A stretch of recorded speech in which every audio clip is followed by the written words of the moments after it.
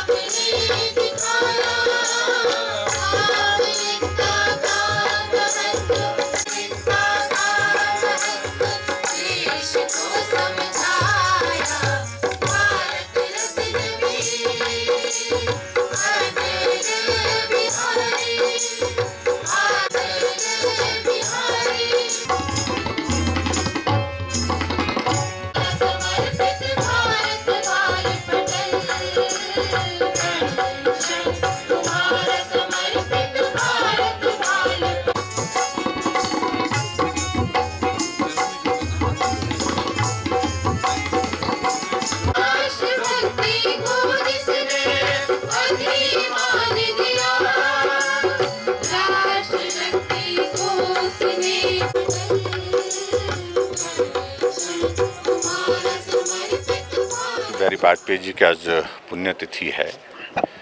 और हम उनको योगदान को आज के इस अवसर पर स्मरण करते हैं, उनको श्रद्धांजलि। और देश के बहुत ही लोकप्रिय प्रधानमंत्री के नाते उन्हें अपना कार्यकाल किया। सत्ता में रहते हुए भी लोकप्रियता कम नहीं और विपक्ष में रहते हुए ऐसी शख्सियत जब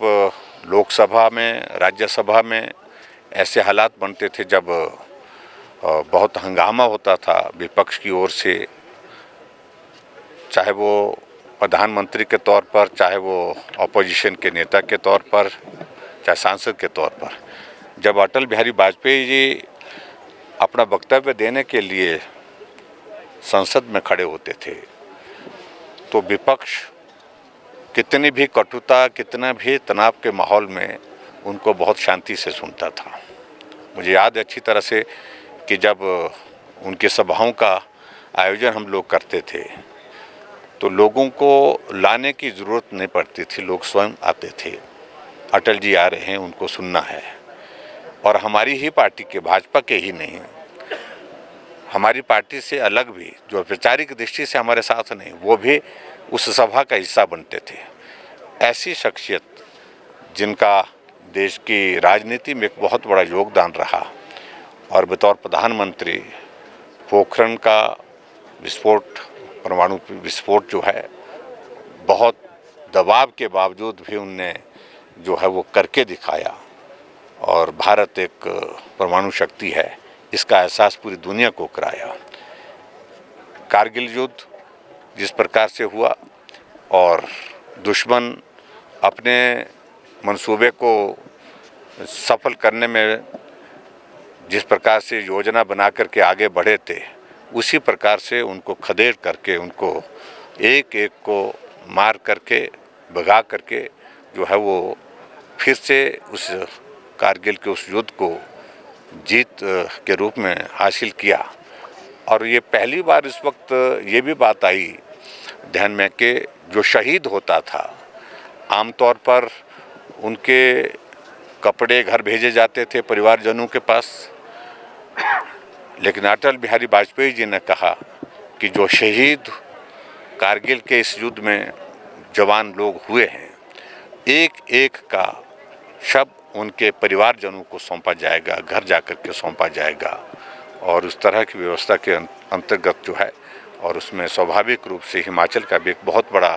उस शहादत में, उस युद्ध के इसमें मैदान में लड़ाई लड़ने का बहुत बड़ा योगदान रहा। आज के इस अवसर पर हम अटल जी को बहुत आदर के साथ जो है वो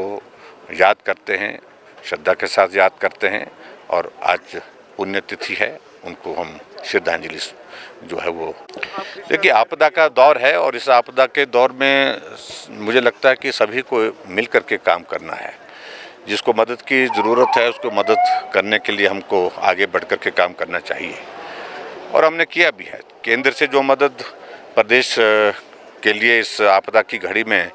जो मिलनी चाहिए, हम लगातार उसमें प्रयत्नशील हैं, उसमें सफलता भी हासिल हुई है, केंद्र की ओर से मदद मिली भी है। और यहाँ हिमाचल प्रदेश सरकार अब फोकस हो करके इसी पर करें कि जो लोग बेघर हो गए हैं उनको किस प्रकार से उनको फिर से जो है वो स्थापित करना है उस विस्थापन से, और उसके साथ साथ में जो लोग प्रभावित हुए हैं उनको राहत किस प्रकार से देनी है, उन सारी चीज़ों को युद्ध स्तर पर करने की आवश्यकता है। और दूसरी बात मैं ये भी कहना चाहूँगा कि कुछ जगह ऐसी स्थिति बन गई है, और ख़ासतौर से हम शिमला में देख रहे हैं कि यहाँ पर अब की बार जो लाइफ लॉस जो है वो बहुत ज़्यादा हुआ है, और जो सचमुच में दिल दहलाने वाली घटनाएं घटित हुई हैं, चाहे वो शिव मंदिर के पास है, चाहे वो हमारे यहाँ नाभा के पास की वो घटना है, और चाहे वो ममलीग में घटना घटित हुई, चाहे पिछले कल शाम को जो कृष्णनगर का जिसका जिक्र कर रहे हैं आप, कृष्णनगर में भी एक बहुत बड़ा डैमेज हुआ है वहाँ पर, और वहाँ पर भी जो जानकारी अभी तक प्राप्त हुई 2 लोगों की जान गई है। अब सुरक्षित आदमी रहे ये प्राथमिकता होनी चाहिए।